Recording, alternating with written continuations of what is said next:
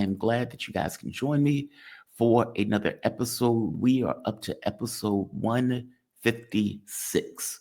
We have met here for 156th time at this sacred place to have a conversation about news, politics, taking place internationally and domestic.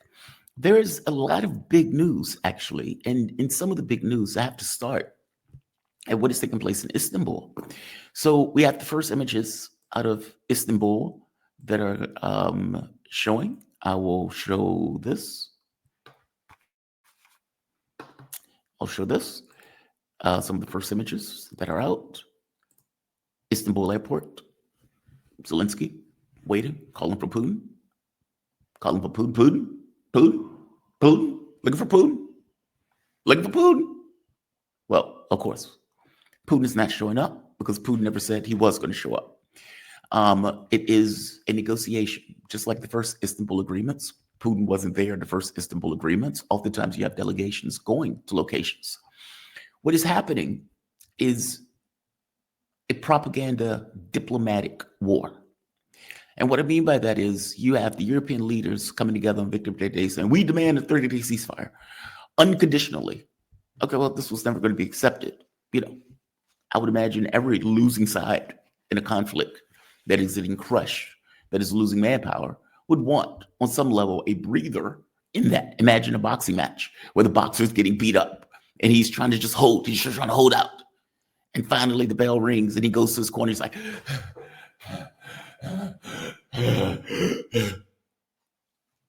that's what Europe and Zelensky wants. Russia, it's not going to give them that. They have no reason to give them that. It would not be in their best interest to give them that. Oh, there it is. It's not in their best interest to give them that. So they're not going to give them that. By the same token, though, they don't want to come across the Trump as if they're not open to negotiations. So what does Putin do? Putin says, Istanbul Agreements 2.0. Let's pick up where we left off. Unconditionally, I will, or we will meet you. Now, when he's saying that, he's saying, my delegation will meet your delegation. Of course, this throws Europe into a tizzy, especially when Donald Trump comes out and immediately says, hey, good idea. That's a great idea. Donald Trump, approves. And Zelensky should go immediately. Now, initially, Zelensky was like, well, I'm not going unless there's a 30-day ceasefire. Russia was mum on that. They weren't going to even respond to it. And apparently pushing from Trump and European leaders said, you better go because you don't want to make Papa Trump angry. Regardless of this posturing that takes place, what Zelensky and what the European leaders know is that they can't carry it alone. They have no hard power. France's military got crushed within a day in the Second World War. They're nowhere near as good as they were even back then. They couldn't even field 20-some thousand troops, meaning Europe, if they needed to. So from the standpoint of them having any real role in this, they have none. They need and require the United States. They can be spoilers. They can gas Zelensky's head up to try to keep him, going. But in real terms, what they all know is that they need the United States. So all of this is propaganda and diplomacy in order to make it appear as if they're open to it in order to get Trump to continue to back one side or the other. From Putin's point, it's like, all right, let's have Istanbul agreements. I don't want to have a ceasefire. I want to settle the conflict. I want to settle the root cause of this conflict. That is my goal. That is my objective. That was my stated objective in the very beginning. I'm sticking with my same objective. When Trump effectively says, hey, Putin doesn't want a ceasefire, he wants to end the war, well, it puts Zelensky in a corner and it puts Europe in a corner where despite the fact that they don't want to have an agreement, they don't want to have a ceasefire, they don't want to stop the war, they are forced, or they do want a ceasefire because they want to breathe it, but they don't want to stop the war. But Trump puts them in a corner where they have to go. So they drag their bodies to Istanbul.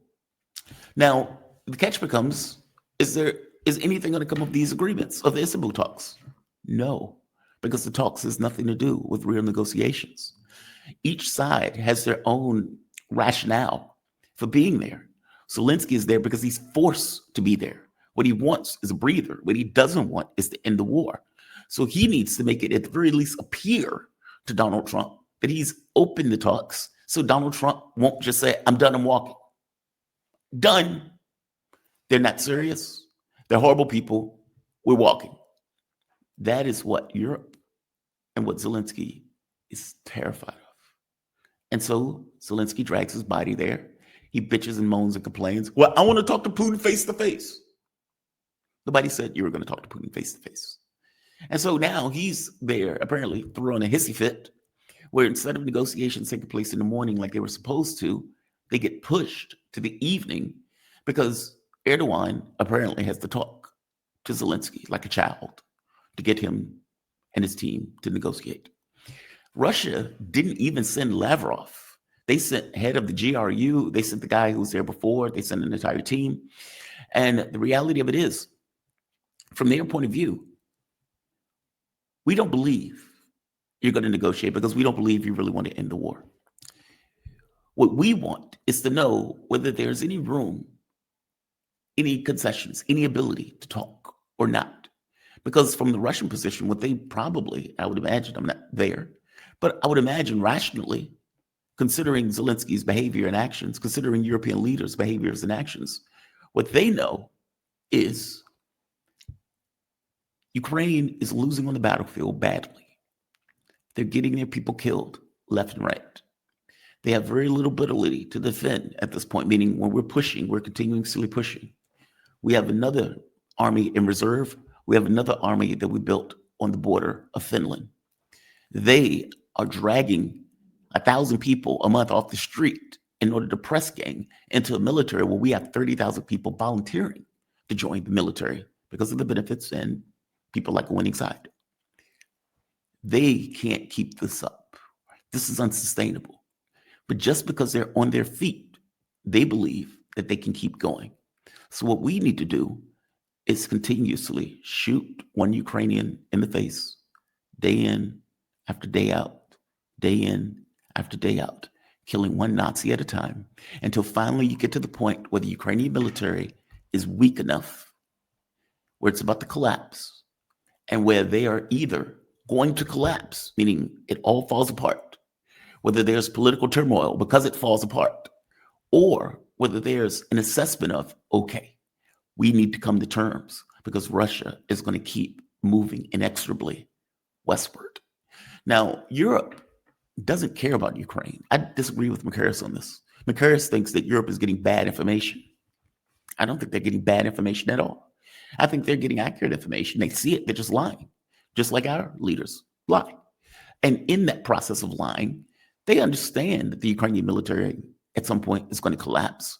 What they're hoping is that Donald Trump continues to give them weapons and money to keep it going long enough for them to build up some level of industry, some level of military themselves, for them to drag people into some kind of militaristic process where they themselves can create this bulwark.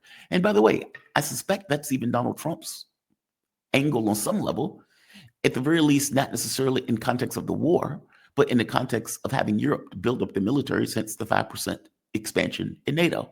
We want to hand over this to Europe while we move over and deal with China, and we freeze the conflict along the lines that it's in.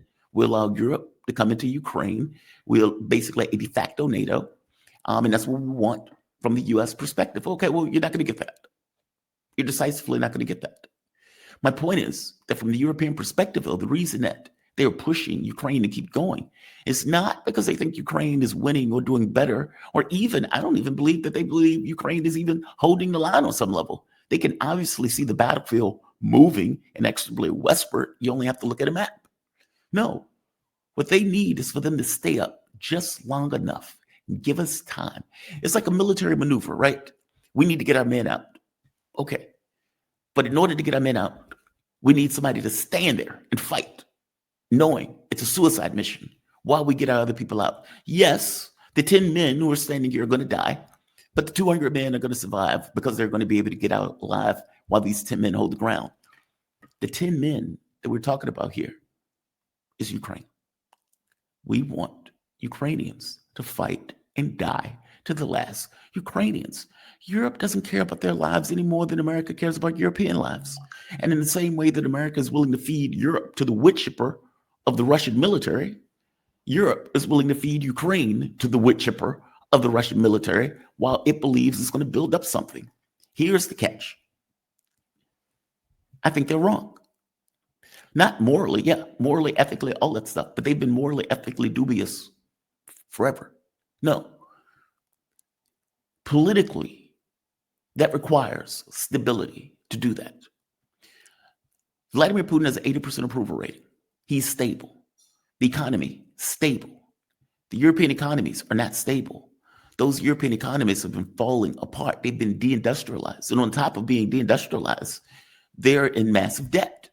So you've given nearly $600 billion, meaning US and Europe, to Ukraine in a failed operation. On top of that, the money and the weapons that you've been buying has been coming from the US. The oil and gas, the LNG that you've been buying has been coming from the US. You've been paying 5 times more for the LNG. You've been paying ungodly amounts for the weapons. So you've had a situation where money, hundreds of billions of dollars, have been fleeing Europe and running across the Atlantic into the United States. Okay, there's that. On top of that, from the standpoint of the debt, as I pointed out, you guys have been going into massive debt. And on top of that, the reality of it is your businesses have been closing. Your economies have been taking a hit, while the Russian economy has moved into like the number 4th or 5th spot of strongest economies in the world. That's not good for political stability. So you get AfD, who was considered a Nazi party and radioactive, moving into like the number 2 spot in Germany. Okay, that's fascinating. Why? You get right-wing parties in Austria moving into the number 1 spot. Okay, that's interesting. Why?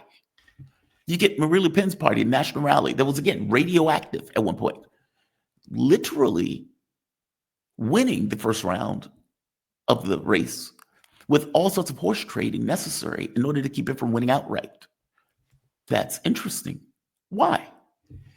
They needed to take out Karlin Gorgescu because he was going to win in Romania. His main thing, we're not building that U.S. military base. Full stop. They got rid of them. That's interesting. Why did you have to do that? If Marine Le Pen ran, who they also had to get rid of using some kind of legal stuff, shenanigans, she would have most likely won. Her ward, however, will most likely win in the next election. Again, that's interesting. Why? I'm pointing out that you require a certain degree of political stability to accomplish the objectives that they seem to want to accomplish, feeding Ukraine into the wood chipper while they built up a military. It doesn't seem like it's going to work in the way that they think it's going to work. Nevertheless, Europe is there. Lindsey Graham is there. Kiev is there. Russia's there, all with their certain aims, none of them wanting to end the war, with maybe the exception of Donald Trump, who wants to end it on his terms, which means he doesn't or is not going to end the war. These talks are political intrigue, as Lavrov said. These talks are going to go